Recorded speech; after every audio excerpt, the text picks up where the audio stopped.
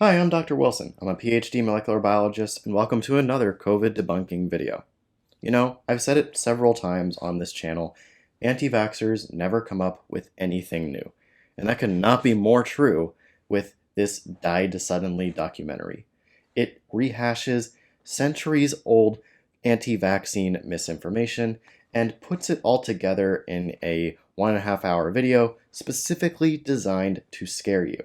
So, if you're nervous about receiving vaccines or COVID vaccines specifically, then I understand why this documentary might have scared you, because it's designed to do just that and only that. It's not meant to inform, it's not meant to deliver accurate information. Its sole purpose is to scare you. And it does that by lying. A lot. And you don't deserve to be lied to. You don't deserve to have those feelings of anxiety and fear surrounding what is a life-saving vaccine.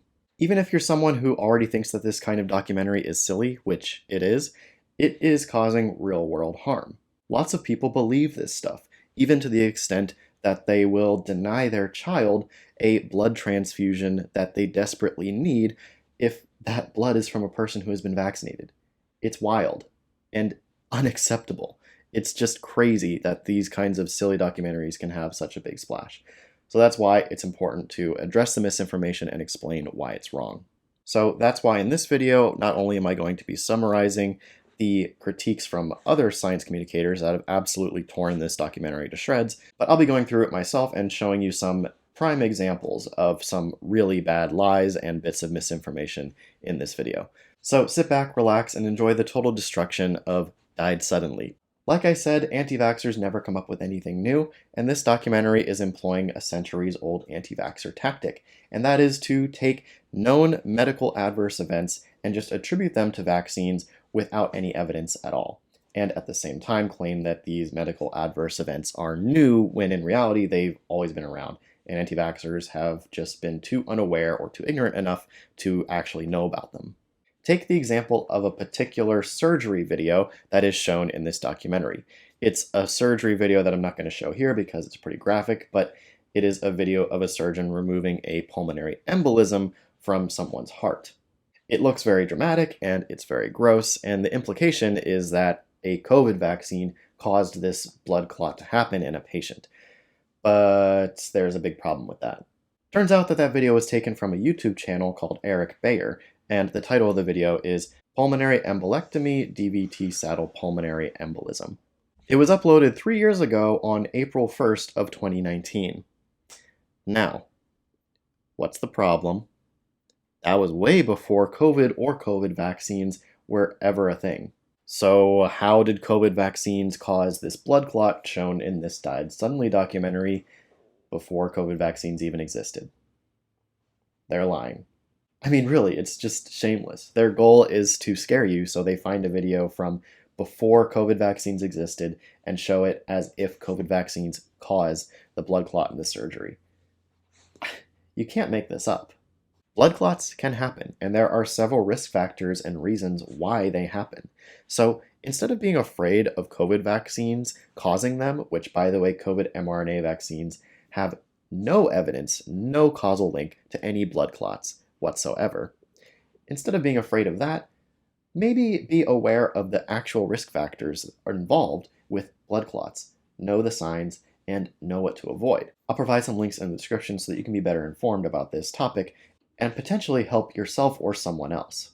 Indeed, not only have these blood clots always happened, but the blood clots that they really harp on in this video that come from dead bodies and are found by morticians, yeah, those blood clots have always happened as well. You see, once a person dies, the blood can clot post-mortem, and this can happen depending on several factors, such as hydration of the individual when they died. Pathologists even have particular methods of determining whether or not blood clots have happened post or pre-mortem. And several pathologists have already weighed in on this documentary, pointing out that these blood clots featured in the documentary are normal for dead bodies. So again, either the makers of this film were way too ignorant to know that blood clots happen independent of COVID vaccines, or they were just shameless enough to lie about it and not care. Another thing that this documentary liked to do was have these montages of people falling over or fainting in public. And one of the videos that they use was one of basketball player Keontae Johnson collapsing on the basketball court. Again, this film is called Died Suddenly, so the implication here is that this player died, and that athletes shouldn't be falling over dead on the court. However, of course, there are many problems with that. The most important problem being that Keontae Johnson is still alive. Yeah, he's still very much well alive, plays for Kansas State, and just last month in November was named Big 12 Newcomer of the Week. Not only is he alive and well, but this footage of him collapsing on the court is from December 12th of 2020, before COVID vaccines were rolled out to the population. So, again, it's a shameless lie that this documentary is telling you just to scare you. I don't know if anti-vaxxers don't know this, but athletes push their bodies really hard. They put a lot of strain on their bodies and sometimes even push themselves to limits. They can go into dehydration, they can go into heat shock, they can have low levels of electrolytes, and also sometimes they can have undiagnosed heart conditions that manifest during high stress while playing sports. In the description, I'll be linking a video to a PSA about sudden cardiac arrest in athletes from 8 years ago. The video was uploaded May 23rd of 2014, and it explains the phenomenon of athletes collapsing on the field with sudden cardiac arrest. It explains the risk factors, the fact that athletes can have these undiagnosed heart conditions that can manifest while playing sports. The PSA again goes over important information to know signs and know risks and understand what to do in these situations. So if this is a concern to you, please check this out so that you can help either yourself or someone else. Again, this just shows that these things have always been around and anti-vaxxers are now learning about them and are shamelessly using them to promote their own agendas. Both of these lies and many more have been pointed out by The Real Truther on Twitter, so good on them for that.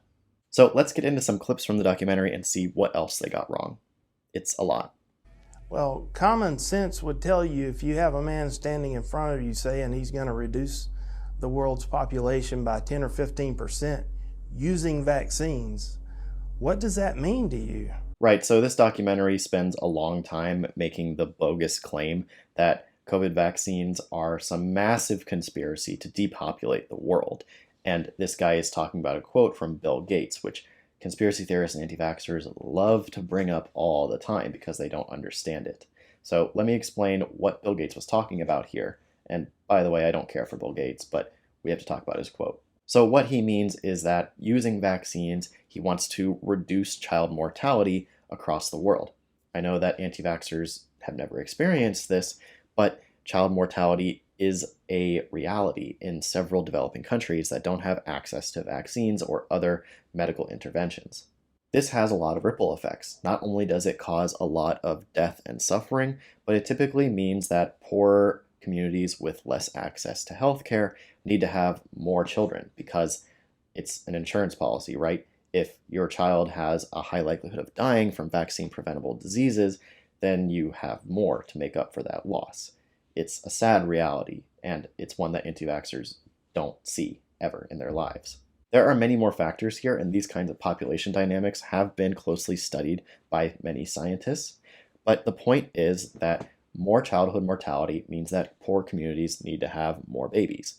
So if you take away that risk of child mortality, they don't need to have as many babies.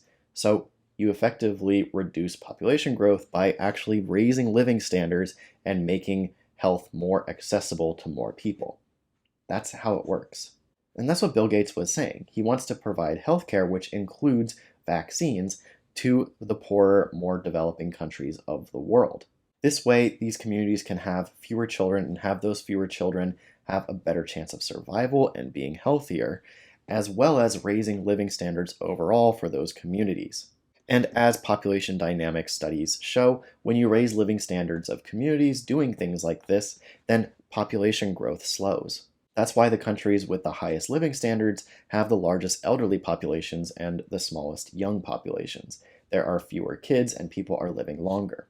But you can always count on conspiracy theorists to take a good goal like this and turn it into some evil plot straight from Lex Luthor himself.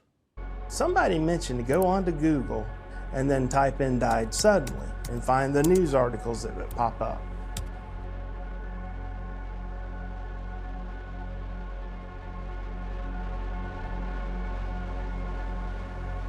Let's use our science brains here and see if we can find just as many headlines from before the COVID pandemic and before COVID vaccines were rolled out as we do now. Oh, look, we find a ton of articles and headlines describing people who died suddenly. This is not a new phenomenon. This is, again, anti-vaxxers hijacking something that already exists and using it for their own gains. I was the first pathologist in the world to say, guys, we're seeing an uptick in cancers. That toxic spike protein has so many mechanisms that allow cancers to wake up, and certain cancer genes that it binds to and promotes mechanisms. Everywhere I go, radiologists, interventional radiologists, oncologists, cancer surgeons like I met today, cancer, cancer, cancer. Oh, Dr. Ryan Cole, this documentary's star witness. I made a video about him last year, and man, does he make some really bad claims and not understand science at all. He demonstrates his misunderstanding of science in this documentary a lot, and this clip is a perfect example. COVID vaccines do not cause cancer. There is no unexplained uptick in cancer cases or deaths. This is just purely a lie. All of the data show that cancer cases and cancer deaths are following an expected trajectory.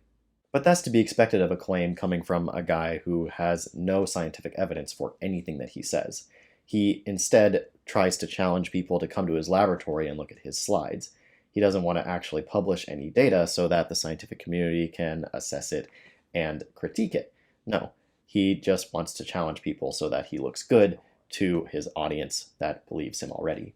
Meanwhile, you have plenty of scientists actually looking at these things, actually publishing data on it, and there is just no evidence that his claims are true. And why would they be? One surprising thing that this documentary doesn't even try to do is explain how COVID vaccines are causing all of these things.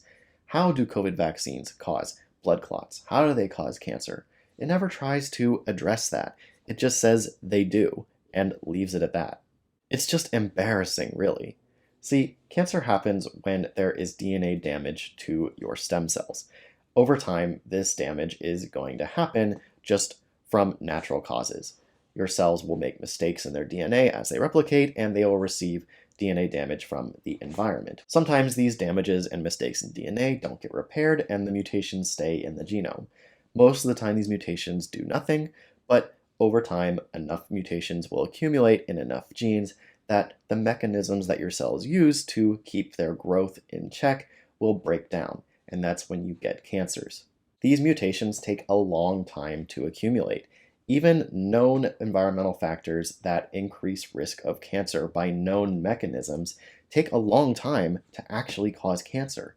So, how do COVID vaccines cause cancer or increase your risk of it within a year or two of them being rolled out? It doesn't make any biological sense. This documentary does not try to explain it, and Dr. Ryan Cole cannot present any reasonable, plausible mechanism by which it does this. The same is true with mRNA vaccines and blood clots. There is no known mechanism by which they can do this. This documentary says that, of course, it's the spike protein, but then offers no evidence for that. I've talked before in my videos about how if you have biologically implausibly high levels of spike protein in a sample, then you can get it to clot. But your body never sees that level of spike protein, even in an infection or in a vaccine. It is other things in the SARS-CoV-2 virus and other damages that it causes the blood clots to come. Even with the J&J and AstraZeneca vaccines, which actually have been linked to very rare forms of blood clotting disorders, that has nothing to do with the spike protein. These J&J and AstraZeneca vaccines are not mRNA vaccines. They are what are called adenoviral vector vaccines. It uses a viral vector to deliver the spike gene to your cells so that your cells make the spike protein and then have an immune response to it. However, the viral vector being used actually has some homology with platelet factor 4, one of the proteins in your body that makes blood clot. It is by this mechanism that it can have this rare effect of causing blood clots. But that adenoviral vector does not exist in mRNA vaccines, and again, for J&J and AstraZeneca shots, that side effect was extremely rare, action was taken, and recommendations were made based upon that information once it was found. That's a real-world example of scientists identifying an adverse event, finding the mechanism, and making recommendations based off of that finding. Meanwhile, this documentary makes no effort whatsoever to explain the mechanism by which all of these different ailments are caused by COVID vaccines. It's embarrassing, seriously. A lethal needle in your arm.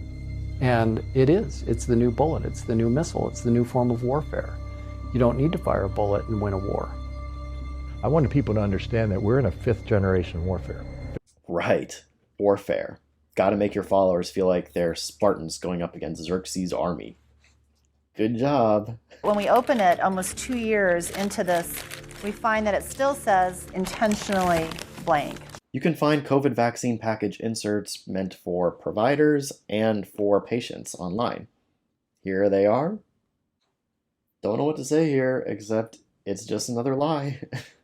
The mRNA was the technology that we had less experience, only 2 years working on this. And actually, mRNA was a technology that never delivered a single product until that day. Not vaccine, not any other medicine.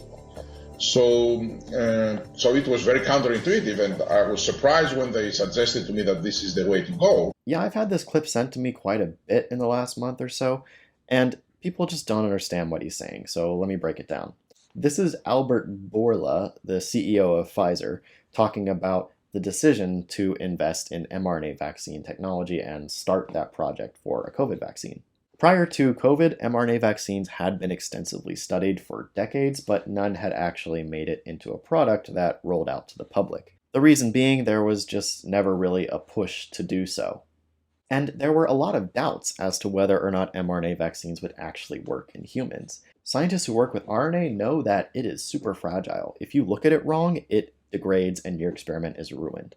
So yeah, that's what Bourla is saying here. He's saying that it was a risk to invest all that money and all those resources into mRNA vaccines because no one was really sure if they would actually work. That's really all there is to this, but again, it always amazes me how conspiracy theorists think that they can have someone saying something on camera in front of a live audience and say, hey, look, he's admitting his whole plan here. Oops, Dr. Evil made a big whoopsie and is now telling the whole world his plan. It's just naive. Steve Kirsch, by the way, has a great offer out there for your listeners. I don't know if you know about this. No. His offer is anybody from any major academic medical center or any government agency who will come to the table and have a fair discussion on vaccine safety and efficacy. He'll pay him $2 million. Anybody? I offered $1 million, not to win the debate, just to come to the table, $1 million. And when they refused the $1 million, I said, okay, name your price. Is 5 million, 10 million, 100 million? What will it take for us to have a civil discussion on the record? Yep, this documentary sinks so low to include Steve Kirsch, who in my opinion is the worst anti-vaxxer. And here they're advertising his multi-million-dollar challenge for any scientist to come and debate him, which, you guessed it, is a lie. I know, because I've done it. Kirsch has a habit of cold DMing or cold emailing any scientist that he can find online because the dude is desperate to get some clickbaity article title where he talks to a scientist and tries to embarrass them. And he emailed me before, so I took his offer up to talk to him. I didn't really know who he was at the time. I was treating him as an honestly misinformed person. He challenged me to a conversation, I accepted, and he ended up opting to keep it private, unrecorded. And I said, sure, why not? Up to you. So yeah, I came to the table, I talked with him. From my memory, it was about an hour and a half, 2-hour conversation, and I don't have $1 million. He never paid me. He's also publicly debated doctors like Avi Bitterman and had public invitations to accept his challenges by people like Dr. Angie Rasmussen. In every case, he has either not accepted the offer or not paid up. In fact, after he debated Avi Bitterman, instead of paying him, he tried to contact Avi's employer and get him fired. Do you see a trend here of these people not being even remotely honest? Yeah, I do too. Anything that causes inflammation in my business, in my area of expertise, causes damage, injury, death, and destruction in pregnancy. Right, so this picture is being shared a lot, and it's just a picture of reports given to the vaccine adverse event reporting system. Now, why are there so many more reports after COVID vaccines rolled out? Two major reasons. One is that we had hundreds of millions of doses being rolled out to the population within a short period of time. In any given year, people are going to experience adverse health events. Sometimes this can even be an underlying condition that suddenly manifests. If these events happen close in time to getting a COVID vaccine dose, then that event will probably get reported to VAERS. That is, regardless of whether or not the vaccine actually caused that event. The second big reason is that these vaccines were rolled out under an emergency use authorization, an EUA, and this gave a lot of precedence to have even more accurate reporting. Healthcare professionals were extra encouraged to report any and all adverse events following COVID vaccination, regardless of their cause, to this system, so that the system could have as much data as possible to monitor and assess COVID vaccine safety. And indeed, actual analyses of these data, not just from the US, but from all over the world, come to the same answer, that these vaccines are very safe, and that there is no evidence that the actual rates of these adverse events have increased due to COVID vaccines. This documentary goes on to talk about COVID vaccines and pregnancy, which is a topic that I've talked about before on this channel. But if you want the best, most up-to-date summary on the data pertaining to this topic, then check out all the data compiled by Dr. Vicky Mail. She has done an excellent job compiling and explaining the data regarding COVID vaccines, pregnancy, and explaining why they are actually very safe for pregnant women, and that it's actually severe COVID infections that pose a really high risk to a mother and their unborn babies, resulting in an increased risk of stillbirth and other pregnancy complications. And that's pretty much all this documentary offers. Lies and baseless claims that directly are contradicted by established scientific literature. Work that people actually did to look at these things, study them, analyze the data, and report their findings to the scientific community for critique. And those data have stood up to critique and have been repeated all over the world. And this video just says, nope, actually, COVID vaccine's bad because I said. That's it. Well, there you have it. Theirs died suddenly, absolutely destroyed. I'm going to post all of the links to all of the scientific topics that I talked about in this video in the description below, along with links to other science communicators and how they have torn apart this documentary. So I highly recommend you check all that out. If there's another documentary like this that you want me to debunk, then shoot me an email or a direct message, because I'm more likely to see that than a comment. And as always, thank you so much for watching. I do hope you've enjoyed this one, and if you really enjoyed it, then don't forget to maybe check out my Patreon and definitely subscribe so you can catch me next week where I'll be debunking some more funky stuff. See you then.